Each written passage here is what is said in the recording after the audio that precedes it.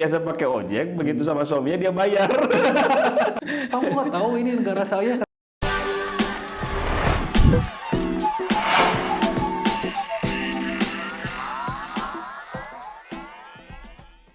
Kang Irfan. Ya, siap. Kang Irfan, katanya Kang Irfan itu punya certified ya di bidang audit ya? Oh iya ya. Iya ya. Itu dulu gimana tuh? Di mana dan gimana ceritanya bisa dapat situ? Sebenarnya kalau bicara sertifikasi itu memang dulu tuntutan pekerjaan Ya, dulu ya, dari dulu tuh zamannya di memang dari dulu ngehandle sistem ya, ISO sebenarnya ISO lebih ke ISO dulu di Spesifik otomotif ISO ya.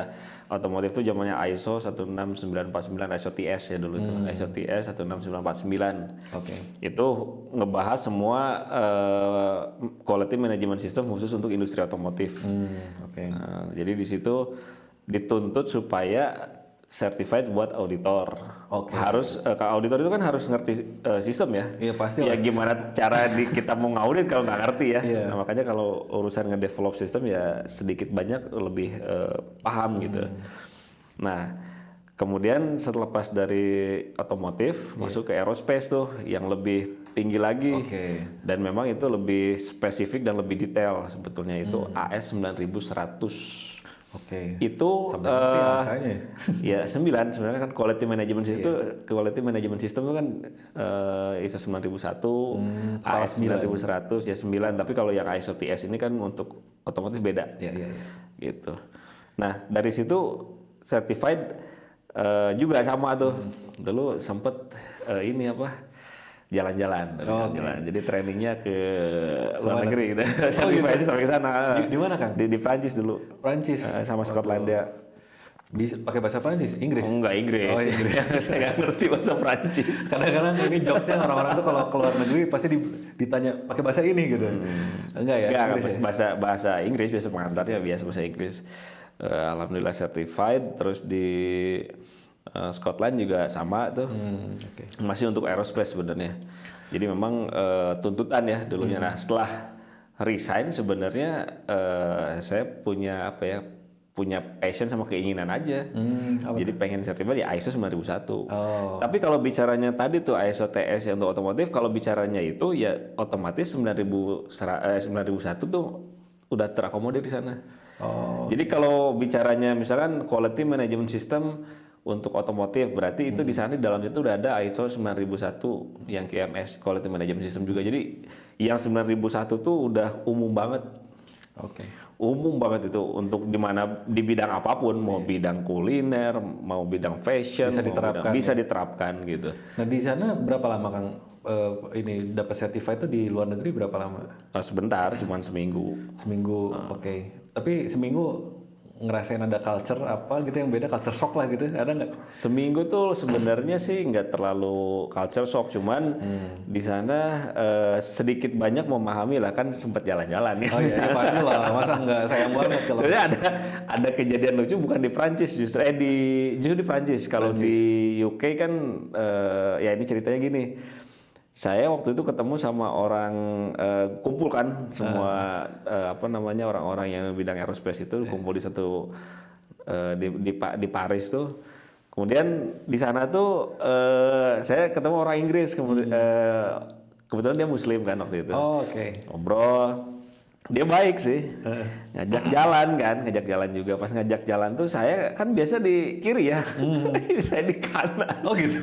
Ini kan harusnya di kanan, jalannya kan harus di kanan kan. Jadi saya tuh Kita kan jalan, kiri, kita kan kiri. kita jalan, saya jalan di kiri. Kayaknya orang teman saya tuh aneh, kamu kesini katanya kalau jalan. Oh iya ya, saya bilang. Jadi sedikit beda culture ya. Ya beda kebiasaan kan. Kalau di sana setirnya ya setir kiri kan. Kalau kita setir kanan, otomatis ya kalau kita setir kanan kan jalan pasti di kiri kan. Iya, betul. Ini saya kebiasaan jalan juga saya jalan biasa di apa stasiun ya waktu itu kalau nggak salah di stasiun gitu. Saya juga rada nggak ngeh kan. Oh iya ini Paris, ini bukan Indonesia, bukan Bandung. Tapi lucu loh, saya juga waktu itu sempat ke Korea Kang. Itu tuh ya mungkin kan terkenalnya tuh Korea, Jepang itu kebanyakan dinilai dengan kedisiplinannya ya kan. Disiplin. Nah itu kalau kita kan naik eskalator mau di lift mau di MRT segala macam kan bebas aja mau naik gitu. Iya. Ternyata tuh ada bagian yang memang itu bagian nyusul sama bagian diem. Oh beda ya itu ya? Ada beda bagian Kang. Oh gitu. Nah itu jadi kita banyak ditegur orang Indonesia. Ya kita ya, bukan nggak semua orang Indonesia ya. Cuman waktu itu kita lagi jalan-jalan tuh awal-awal kayak permisi katanya. Karena kita nggak nyalangin Orang yang jalan. mau, oh iya harus Iya. nyusul. Jadi lucu sih kadang-kadang ada culture yang di luar negeri itu beda gitu ya. Itu culture di kehidupan sehari-hari ya, apalagi culture di perusahaan pasti beda ya. Oh beda Waktu banget. di Korea gitu, beda Beda. juga. Nah ini saya harus cerita juga nih. Ini karena pengalaman lama dulu ya. Dulu saya pernah part time ceritanya kan. Part time di pabrik. Saya tanya Kang kalau waktu itu kan sempat di pabrik kan di Astra kan. Itu mau masuk gimana caranya Kang? Mau masuk pabrik ya harus lengkap semua ya, safety shoes, Oh iya, APD lah. Maksudnya untuk biar bisa kerja di situ. Oh maksudnya seleksinya? Seleksinya. Oh, seleksinya lumayan ketat sih. Lumayan. Kan di kita juga jangankan pabrik, anggaplah ada UMKM kan pasti ada wawancara dulu apa Iya, dulu, biasanya segala macam. gitu Ini kan. nggak ada Kang. Cuman datang saya tahu dari ini. Oke, namanya siapa? Sebut nama saya terus nomor rekening. Udah deh, Langsung kerja. bulan depan dapat gajian. Agak unik memang. Itu kayak semacam Mungkin shortcut legal ya, nggak tahu juga. Atau memang kalau dilihat dari visanya itu visa apa dulu? Dulu visa pelajar tapi bisa part time, ada waktu. Oh mungkin di sana kali. Mungkin ya. Mungkin ya karena kan orang juga yang penting kan dia mau kerja, yang penting mau kerja skill mungkin nomor. Iya. Tapi saya ada juga nih waktu di Korea itu culture yang memang bener saya pahami itu adalah culture senioritas. Senioritas itu ibaratnya nih beda satu. Anggaplah kita umurnya sama. Saya 25 tahun sama kan 25 tahun kan. 25 pengennya masih muda ya. gitu. Anggaplah 25 tahun sama nih. Saya lahir Januari, Akang lahir Februari. Itu saya bisa merintah Akang seininya. Beda satu bulan gitu. Iya, saya senior gitu. Bisa begitunya gitu. Bahkan ada tuh saya pernah lucu tuh. Di sana kan ada wajib militer kan. Iya Korea saya dengar itu wajib militer masih. Wajib militer, jadi kadang keras juga segala macam gitu. Sampai ibaratnya ini cerita dari temen Korea saya. Di wajib militer itu ibaratnya ngecek tempat tidur apa kalau di gini ada kotor, wah itu dimaki-maki gitu. kalau kita kan push up paling ya, push up, sit up. Dia tuh lucu Kang. Jadi dia kayak ruku gini, tapi kepala di bawah gini Kang. Oh iya tahu saya Kayak pernah lihat gunung. di film-film. Aduh itu kan pasti ini banget ya. Saya belum pernah nyobain, alhamdulillah. Janganlah. Cuman itu kayaknya, waduh fisik. Kalau dari duduk dari bawah sih masih oke ya. Kalau dari atas kan rada dari atas ini. Dia kayak gini banget, kayak gini gitu. Jadi kayak gunung. Jadi dia nahan pakai jidat, tangan harus ke belakang, tapi kaki lurus gitu. Waduh itu. Culture-nya saking sebegitunya senioritas di Korea kan. Itu di lingkungan pelajar kampus sama kayak gitu. Semua Kang, di kampus, di pabrik, di kantor ya gitu ya, di perusahaan itu kayak gitu. Senioritas. Lucunya saya gini, jadi ketika kuliah itu ada yang pulang dari ini Kang, dari wajib militer, senior kan, masuk lagi kampus dia udah senior umurnya karena 2 tahun tuh wajib militernya. Jadi saya deket kebetulan sama si orang ini. Ketemulah di lift, sering main dulu nih, saya sering main sama senior ini gitu. Ketika ketemu di lift, kan dia annyeonghaseyo tuh sampai bawah tuh kan, annyeonghaseyo gitu kan. Dia nyangkanya saya senior kan.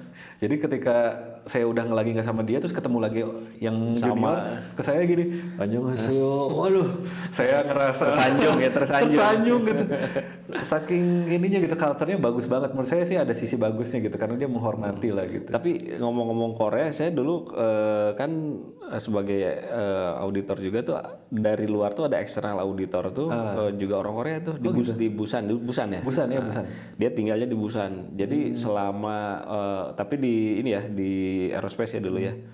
Nah di aerospace itu auditornya tuh orang Korea.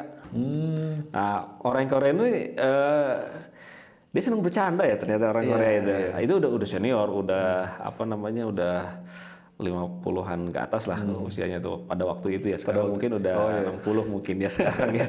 Jadi dia kalau ke Bandung itu kan disebutnya tuh opa ya, pengen disebut opa dia tuh. Pengen disebut kakak ya. Padahal opa di sini kan kakek. Kalau di sini kakek. Kakek. Tahu nggak kamu? Kakek itu di sini opa itu kakek loh. Wah nggak mau katanya. Terus apa di sini yang bagusnya? Di sini tuh akang yang bagus. Saya bilang akang. Terus kalau ganteng apa? Nah, Asep. Nah, Asep aja ya disebutnya. Kang Asep dia di sini. Jadi kalau ke Bandung itu dia disebutnya tuh Kang Dadang atau Kang Asep. Oh gitu. Sama ada YouTuber juga, saya kenal sama YouTuber Korea Kang. Dia bisa bahasa Indonesia, namanya dipanggilnya Kang Daniel. Kang Daniel. Karena Sunda, dia tuh suka banget sama orang Sunda Kang. Pacarnya aja kalau nggak salah orang Sunda deh sekarang. Makanya disebutnya Kang Daniel. Dia bisa Sunda juga bahasa. Bisa bahasa Sunda. Bisa. Tapi by the way ngomongin culture nih Kang. Kan di perusahaan, di startup, di UMKM, kemarin kita kan bahasnya sistem ya Kang ya. Iya. Nah ini apa nih Kang pentingnya culture di ya kita sebut perusahaan lah ya, entah itu UMKM entah ini, pokoknya satu tim organisasi itu seberapa penting culture Kang? Kalau menurut saya sih culture tuh penting sekali ya. Itu biasanya culture itu gimana owner. Oke, betul. Biasanya gimana owner itu? Biasanya menularkan ke pertama mungkin orang-orang terdekat yang ngedevelop dari nol ya, waktu startup gitu ya. Kemudian akhirnya dia ngebentuk kan. Nah sebetulnya kalau culture yang dibentuknya itu baik, ya baik. Nah, culture itu kan banyak faktornya kan. Contohnya dari kebiasaan aja. Kebiasaan misalkan ya, kebiasaan di toilet lah gitu ya. Maksudnya di toilet itu kebersihannya ya. Nah, itu salah satu kebiasaan gitu. Terus dari kebiasaan dari itu yang sederhana ya. Misalkan dari jam kerja misalkan. Itu juga culture juga ada tuh. Meskipun pada akhirnya itu ada perjanjian kerja bersama ya yang memang akan disepakati gitu ya. Nah, kalau culture itu kadang-kadang yang tidak tertulis tuh, yang tidak tersirat gitu ya. Itu sangat penting sebenarnya. Iya, karena kan berawal dari kebiasaan menjadi habit, menjadi budaya kan. Ya, budaya itu culture kan, budaya. Iya, culture kan budaya. Jadi kadang gini, saya dulu pernah ada justru culture shock saya itu bukan di luar negeri, tapi gitu. pindah perusahaan. Justru. Oh, oke. Jadi ini saya nggak sebutin di mana aja ya, pokoknya anggaplah perusahaan B gitu ya. Dulu saya di satu perusahaan yang memang benar-benar profesional gitu ya, culture itu terbentuk memang disiplin gitu ya. Disiplin harus harus menggunakan APD di dalam pabrik, itu nggak boleh ada orang yang istilahnya diem gitu. Itu perusahaan pertama. Iya, perusahaan A gitu ya. Perusahaan yang memang tidak bisa yang disiplin sekali gitu ya. Contohnya mau nyebrang aja. Dia tengok kanan kiri dulu padahal nggak ada mobil gitu. Terus harus di jalan yang memang udah disediakan gitu. Di dalam pabrik itu memang seperti itu ya. Kadang ada culture yang memang dibentuk di dalam perusahaan itu sudah di state gitu bahwa ini harus seperti A, B, C, D gitu ya. Tapi dia tuh jadi formalitas pada akhirnya. Nah ini diterapkan tuh. Jadi culture-nya itu memang benar-benar culture yang memang membiasakan harus disiplin gitu. Nah jadi singkat cerita saya pindah kan. Nah pas pindah itu saya rada shock gitu. Pas masuk orang di pabrik sambil minum kopi sambil dangdutan. Saya shock di sana. Padahal itu ya seharusnya nggak dilakukan sama karyawan gitu. Dulu nggak boleh, makanan tuh nggak boleh dari pabrik. Jadi harus ada lokasinya gitu, tempatnya makanan ada tempat makan tapi khusus gitu, nggak boleh masuk ke production line. Ini sambil bawa kopi, sambil dangdutan, ada lagu ya, iya dangdut. Saya shock di sana waktu pertama kali. Wah gila, kalau perusahaan sebelumnya ini pasti kena tegur nih gitu. Nah, itu salah satu culture shock yang memang saya alami bukan di beda negara gitu, tapi di beda perusahaan justru itu. Oh gitu. Ya memang sih saya pernah juga hampir sama Kang. Cuman dulu tuh jadi gini, saya pindah perusahaan juga sama. Perusahaan A ke B. Saya juga sempat di pabrik juga kan. Pegawai pub lah ya kita ya. Pub lah ya. Kita anak pub banget lah ya, pabrik. Anak pub lah. Nah ketika pindah perusahaan itu, ini perusahaannya merger sebenarnya kan. Merger dengan luar negeri gitu. Luar negeri, ya. Dengan luar negeri. Nah sebelum merger dia itu adalah perusahaan yang memang based on keluarga. Oh, oke. Based on keluarga dan persaudaraan teman-teman lah gitu. Jadi mungkin culture-nya culture family gitu. Nah, sama bener banget Kang. Nggak tahu mungkin ya budaya sini kali ya. Budaya ya mungkin bisa jadi ya lokal, kearifan lokal. Jadi di meja itu kan cubicle kan kalau di kantoran. Di cubicle itu dengerin musik gitu ya, ada yang pakai headset, mulai ke sore udah nyetel berita di TV gitu segala macem. Nah, ketika merger dengan luar negeri ini, kebetulan saya di-hire di situ ketika ada orang luar negeri ini masuk. Jadi saya nge-backup di bawah dia gitu. Kan jadi saya tahu tuh pergerakan dia kemana. Saya tahu dia tuh udah merhatiin dari pas awal ini. Cuman belum berani gimana kan, masih ngeliatin culture gimana. Suatu saat dia makan di meja gitu. Kan ini banyak komputer gelas kalau ke ini kan bisa ini kan kalau ngomongin safety dan lain-lain kan di pabrik tuh sangat benar-benar clean lah gitu ya. Ketat gitu. Ini sambil makan sambil dengerin headset, dimarahin lah akhirnya sama orang luar negeri ini gitu. Kamu ini cuman lagi-lagi kadang-kadang kearifan lokal yang harus kita perbaiki nih kan. Malah marah kan. Kamu nggak tahu ini negara saya katanya. Ya kan kamu juga digaji sama saya kalau bisa ngomong kayak gitu ya. Jadi akhirnya dia langsung naik ke lantai atas manggil ini kepala HRD-nya. Saya nggak mau lihat lagi dia besok udah hilang kan. Pindah ke tempat lain, pindah ke ini. Itu hanya gara-gara culture yang sebenarnya sepele ya. Cuman berdampak pada pelanggaran etik mungkin ya. Iya. Pelanggaran etik yang memang nggak bisa diterima sama orang luar negeri tersebut gitu ya. Iya, karena ya balik lagi, pertama dua negara nih beda culture. Nah kita balik lagi tadi kan owner. Nah balik lagi nih kenapa ada orang Korea karena merger kan, joint venture. Berarti kan ada budaya yang harus match kan. Betul. Nah ketika match ini ya memang harus ada yang mengalah atau harus ada yang menyesuaikan kan gitu. Betul. Nah saya juga ada lagi nih waktu itu tuh saya pernah kedatangan tamu sebenarnya dari luar negeri kan dulu. Perusahaannya tuh multinational company, jadi dari Inggris datang, dari UK, dari US gitu ya, dari Perancis semua datang gitu ya ke Bandung ya. Nah singkat cerita dia tuh ngelihat lagi di jalan nih kita nih, ngelihat terus kita kan lagi mau makan siang nih ceritanya. Kita suka ada U-turn ya. Tahu sendiri lah Pak Oga ya. Pak Oga. U-turn itu tuh udah jelas nggak boleh muter balik gitu ya. Loh, kamu kenapa muter di sini katanya? Everything is possible. Indonesia itu yang pertama. Ya biasa ada Pak Oga kan. Ya saya bukan dengan tidak mengurangi rasa hormat sama itu ya yang mencari penghasilan dari situ ya. Ya cuman ini bicara culture itu dia juga mungkin aneh ya. Yang kedua pas saat yang sama tuh orang mau nyebrang. Kalau di luar negeri kan mobil tuh ngalah ya. Mobil ngalah, terus orang pada jalan kan. Di kita kan pakai magic hand gitu ya. Wah itu magic hand orang bisa pada berhenti ya katanya dengan gini tangan aja mobil bisa berhenti katanya. Magic hand gitu ya. Itu orang US itu yang ngomong kayak gitu. Iya jadi agak lucu ya kalau ngomongin perbedaan culture ya gitu. Nah balik lagi kan ke perusahaan nih Kang.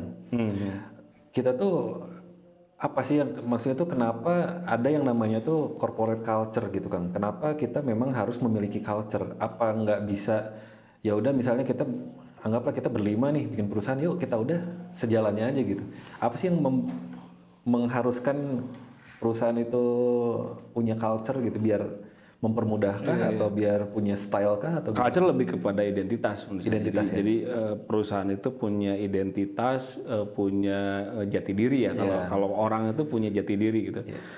Pasti yang namanya culture itu nilai-nilai luhur lah yang diterapkan di perusahaan yang memang kesepakatan bersama atau memang terbentuk kalau UMKM ya misalkan culture-nya itu dibentuk sama owner gitu. Itu sangat penting menurut saya. Karena pada akhirnya itu kalau sudah menganut atau mengimplementasikan cita-cita luhur itu biasanya hal-hal yang baik biasanya. Kan kalau sudah hal yang filosofis, hal-hal yang memiliki nilai-nilai yang norma-norma yang baik itu biasanya kan biasanya menuju perusahaan tuh lebih ke arah yang lebih baik gitu. Dulu waktu di itu pasti punya kan? Ada. Culture tuh biasanya core value-nya. Ya, core value benar, core value ya, core value dari sebuah perusahaan tuh ada, misalkan integrity atau sustainability. Nah itu tuh sebenarnya dia biasanya disosialisasikan itu begitu induction ya, begitu karyawan baru ataupun ya karyawan baru lah terutama ya. Kalau yang visitor mungkin enggak ya, karyawan baru ataupun yang magang itu tuh biasanya disosialisasikan untuk core value-nya perusahaan gitu. Karena perlu banget core value itu untuk menurut saya ya. Jadi perlu itu core value di suatu perusahaan karena ketika siapapun nanti leadernya, siapapun itu staffnya yang akan masuk, yang baru, yang lama silih berganti itu tetap menjadi perusahaan yang punya identitas itu gitu kan. Berarti tidak akan bergeser tuh identitas kalau kita punya core value, bener ya? Benar. Jadi ke culture-nya juga kan.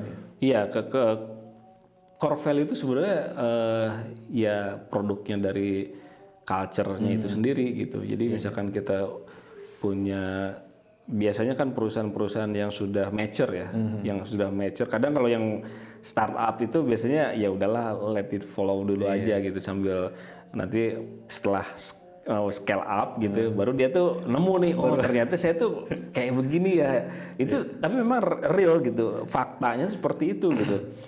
Awal-awal sepengalaman saya juga ngedevelop perusahaan juga sama gitu.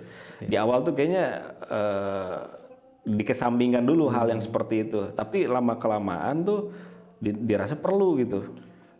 Dirasa perlu dan pada akhirnya ya dibentuklah itu culture itu gitu, apa core value itu. Tapi kalau padahal di perusahaan sebelumnya udah ada core value, tapi kan dianggap itu hanya sebatas cuman kata-kata aja, cuman redaksi aja gitu. Tapi pada aktualnya tuh ketika udah terjun jadi pengusaha gitu ya, atau apapun itulah, pebisnis atau apapun itu penting gitu. Ya, dan itu juga kan memang harus berangsur dilakukan terus-menerus ya Kang ya. Karena saya pernah lihat tuh di salah satu percetakan di Bandung Kang, ketika adzan sholat ya. Ya maksudnya di luar dengan keimanan ya, di luar, ada beda bab lagi nih. Di luar orang itu punya keimanan, tapi memang di perusahaan itu tuh culture-nya memang harus tepat waktu sholat gitu. Ya mungkin udah beres ini, ya satu lagi terakhir, tapi udah itu langsung sholat gitu. Iya, waktu kayak break gitu. Setiap break misalkan sore dia pas waktu breaknya. Ya, misalnya pas adzan masih ada klien, tapi kalau misalnya masih nanggung dikit lagi, yang lain udah pada keluar tuh. Iya. Benar, itu saya pernah lihat. Pernah ya. Ada di salah satu di Bandung tuh percetakan kayak gitu kan. Ya itu kan berarti culture yang dibentuk nih sama sang owner atau sang leader gitu ya, pemimpin perusahaannya, dia ngasih memberikan value atau menetapkan value-nya dan kebiasaan juga budaya kayak gitu. Pada akhirnya jadi kebiasaan yang dibentuk itu pada akhirnya menjadi suatu ya culture kan, kebiasaan. Jadi artinya bisa jadi dia tuh tidak tertulis malah, tidak tersirat, tersurat malah tersirat gitu kan. Jadi orang tuh malah jadi nggak enak gitu. Kadang ada kayak gitu loh. Jadi culture itu malah orang tuh jadi, saya sebenarnya kebiasaan nggak kayak begini tapi jadi nggak enak nih. Jadi kayak gitu. Saya punya analogi itu Kang. Analogi tentang monyet, pernah tahu nggak? Monyet dan pisang. Gimana tuh? Jadi ada ceritanya, analoginya itu ada satu kandang nih, isinya 5 monyet. Di atas tuh ada pisang digantung. Ketika yang satu naik ke atas, disemprot pakai hidran, pakai buat pemadam kebakaran tuh. Naik disiram, ada yang naik lagi disiram. Tapi disiramnya tuh bukan yang naik Kang, bukan hanya yang naik, tapi juga yang di bawahnya. Jadi ketika ada yang naik, ini disiram, semua disiram gitu. Sampai suatu saat itu terus-terusan begitu, ada yang mau naik, si monyet ini tarik turun karena nggak mau disiram. Oh, disuruh ke bawah. Suruh ke bawah sampai di tahap itu. Nah setelah itu digantilah, keluarin satu monyet, masukin satu monyet baru. Satu monyet baru nggak tahu apa-apa dong Kang. Iya. Nah pas dia nggak tahu apa-apa, dia mencoba naik Kang. Sebelum naik dia udah tarik turun. Monyet yang baru kan bingung, ini kenapa saya disuruh turun. Singkat cerita, keluarin lagi monyet yang belum pernah keluar, tarik, masukin lagi yang baru. Jadi 2 yang baru nih. Sama, dia mau naik diturun. Nggak tahu apa-apa, nggak tahu sebabnya gitu. Sampai semuanya itu diganti, monyet ini nggak ada yang berani naik Kang. Nah ini mungkin salah satu analogi tentang culture, kenapa kita harus membuat culture di perusahaan untuk punya nilai-nilai tertentu yang memang harus diterapkan ketika nanti dari awal sampai nanti besar, karena siapapun yang keluar masuk dia akan mengikuti kebiasaan dan culture itu gitu. Pernah lihat culture tuh biasanya ke ethics ya, atau kebiasaan. Pernah lihat masuk ke salah satu toko-toko itu yang Indo April, Indo April, Indo April ya. Supermarket apa namanya? Supermarket ya, toko. Kan biasanya selamat datang itu sambil gini gitu kan, atau di perusahaan yang apa namanya hardware. Ya, pernah lihat kan seperti apa ya? Pernah lihat juga. Itu kan satu culture juga kan, culture yang dibentuk bagaimana nge-treatment customer. Itu juga yang memang bisa jadi itu apa ya, buatan ya, artinya belum ya, itu kan sebatas untuk customer satisfaction ya, nge-treatment customer gitu. Tapi kan itu malah jadi suatu kebiasaan. Nah ada juga yang kebiasaan, contoh lainnya tuh ada satu kejadian gini, dia tuh di perusahaan dituntut untuk bersih lah gitu ya, untuk bersih gitu ya. Itu bisa sampai ke bawah ke rumah loh. Oh iya? Iya, ada yang sampai kayak gitu. Jadi orang tuh di rumahnya asalnya nggak tahu itu apa maksudnya gitu. Tapi begitu dia kerja, tahu gitu esensinya tuh apa gitu ya dari culture yang dibentuk di perusahaan, dibawa dia terapin ke rumah. Bagus. Itu sampai ke situnya lah. Itu hal sederhana culture yang memang diterapkan gitu di perusahaan sampai istilahnya menular ya, menular ke keluarga gitu, ke masalah private itu kan di keluarga, di pribadi itu. Percaya nggak Kang, sponsor kita ini nih sama Dream, dia punya culture juga agak unik. Apa itu? Dia tuh harus nulis gratitude Kang. Oh gitu ya? Iya, jadi menuliskan rasa syukurnya tiap hari. Dia disuruh karyawan-karyawan dari Sama Dream ini nulis, siapin buku, isinya tiap hari nulis rasa syukur. Syukur ya. Agak unik memang. Mantap itu. Ya, jadi karena tapi itu kayaknya ada sesuatu tuh. Biar apa tuh ya? Nah, ini sebenarnya ada bab lain ya, nanti mungkin di video berikutnya kan. Cuman di sequel yang lain ya maksudnya. Iya, sequel. Cuman ya balik lagi nih, kita ngomong ini jadi agak sedikit Islami nih gitu. Kalau di Islam kan sebenarnya ada clue gimana menjadi berlimpah. Clue yang biasa ini kan yang sering kita dengar tuh dua kan, berbagi dan bersyukur. Kalau siapa yang berbagi maka dikali lipat gandakan kan rezekinya. Bersyukur, semakin banyak bersyukur semakin banyak rezekinya. Makanya itu diterapkan di Sama Dream. Berarti gitu. tiap hari ya? Iya, katanya sih gitu, kata ownernya ya. Gitu. Jadi memang tiap-tiap perusahaan, tiap UMKM, startup memang, apa itu sunnah apa wajib kamu menurut Akang? Apa culture? Culture itu wajib ya, karena kalau nggak punya itu, nggak ada core value itu kayaknya seolah-olah tuh nggak ada arah gitu mau kemana. Betul, setuju. Itu wajib yang memang saya pun merasa di awal dianggapnya ya sunat gitu ya. Tapi pas begitu berjalan gitu, wah kayaknya harus ada nih gitu core value-nya kita, terus kebiasaan-kebiasaan yang harus dibentuk ya. Karena mau nggak mau kita tuh melewati beberapa generasi kan. Generasi Y, Z, milenial gitu kan, yang memang itu beda-beda loh karakternya. Betul. Terus terang loh, saya dari segi ini aja, saya pernah ngerekrut salah satu karyawan gitu ya. Memang kebiasaan tuh beda loh. Kebiasaan udah misalkan dari nulis email aja, atau dari chatting aja, udah beda kerasanya. Dulu yang kita dituntut untuk beretika ya, saya bukannya menyalahkan, tapi ini realita yang memang kita harus pahami itu gitu. Pahami bukan berarti kita tuh harus memblame atau nge-labelin kalau itu jelek nggak gitu, tapi kita arahkan itu, kita bentuk gitu ya, supaya masuk culture yang memang punya value gitu. Nah itu ada contoh unik gitu. Ya itu kayak tadi tuh cara ngomong email tuh kesannya kalau buat saya itu kayaknya kok selengehan banget gitu, kok nggak ada sopan santunnya. Padahal kan itu buat mereka biasa gitu. Kayak gini, zaman dulu tuh kadang-kadang kan kalau ada orang tua, siapapun itu yang lebih tua, suntangan. Kalau sekarang kan mungkin ya nggak suntangan ya, tapi respectnya itu dengan menyapa atau senyum itu agak beda juga nih culture-nya. Belum yang ke bawah ada yang cuma manggil, kamu lagi apa? Hah? Ada yang gitu kan? Iya. Ada yang, iya gimana Pak? Kan ada Iya. Beda culture-nya gitu. Tapi saya jadi keingetan ada cerita lucu lah suntangan itu. Oh, iya. Jadi ceritanya ada saudara itu yang ya suka pakai motor ya. Turun dari motor itu cium tangan kan. Suatu dia pakai ojol, cium tangan dong sama Ke ojek. ke ojeknya. Refleks. Karena culture kebiasaannya begitu. Seperti itu. Turun tangan diantarin suaminya, cium tangan ini diantarin sama ojek. Ojek terus Cium tangan. culture. Terus ada kebalikannya, biasa pakai ojek, begitu sama suaminya dia bayar. Ada ambigu ya bayar. Itu kebalikannya. Biasanya sama ojek, pas begitu sama suaminya dia ngeluarin dompet. Waktu itu masih bayar ya, masih belum pakai ada ojek online gitu. Makanya untuk para suami harus konsisten ya. Konsisten kepada istri, harus aware. Harus aware. Harus sadar siapa yang Anda naiki itu Jadi boncengannya. culture itu seakan terhipnotis gitu orang itu. Itu kan the power of culture sebenarnya ya.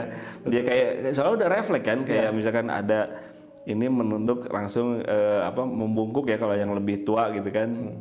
Ya hal kayak gitu kan udah jadi kebiasaan, udah refleks aja kan gitu. Betul. Oke, Kang, agak seru nih ngomongin tentang culture perusahaan ya. Jadi balik lagi, culture itu baiknya adalah dibentuk ya untuk di setiap UMKM, startup atau bahkan perusahaan yang udah besar apalagi pasti punya tuh culture gitu. Dan mungkin buat teman-teman yang masih bingung gimana itu culture dibentuk, arahnya kemana aja, efeknya apa aja, mungkin Kang Irfan bisa nanti terangin ya, bantuin ya teman-teman di luar sana. Ayo siap. Nanti mungkin lebih intel lagi ya, lebih detail lagi ya. Karena kebanyakan orang itu yang awam, mereka nggak ngerti gimana culture ini berefek besar pada perusahaan. Karena kamu culture-nya apa? Hah? Apa ya culture-nya? Bingung. Sebenarnya ketika kita punya culture itu efeknya gede banget kan. Mulai dari attitude, mulai dari kebiasaan. Balik lagi yang sempat kita bahas di video yang sebelum-sebelumnya tuh kan ada keborosan tuh downtime. Itu keborosan itu kadang-kadang juga terbentuk dari culture ya Kang ya. Kebiasaan yang terbentuk itu bakal ya bikin perusahaan kalian boncos gitu intinya gitu. Makanya pengen ke kalian yang punya perusahaan, startup, UMKM, pengen punya culture, pengen tahu efeknya apa aja dan gimana cara bentuknya, nanti mungkin Kang Irfan buat kelas ya, boleh ya? Boleh, ayo lagi aja. Nanti kalau Kang Irfan buka kelas, saya mungkin tulis ya di bawah di caption atau di deskripsi jadwalnya kapan, di mana gitu, dan temanya apa gitu. Karena baik lagi Kang Irfan kadang-kadang agak sibuk nih. agak sibuk ya. Agak ya. Agak sibuk, cuman kan sibuk macam-macam relatif ya, ngapain deh. Kita aja Kang Irfan, mungkin nanti kita ngobrol lagi ya. Ada banyak banget bahasan sama Kang Irfan karena orang awam berpikir bisnis itu ribet. Kalau ngobrol sama Kang Irfan, bisnis itu simple dan mudah dimengerti. Gitu.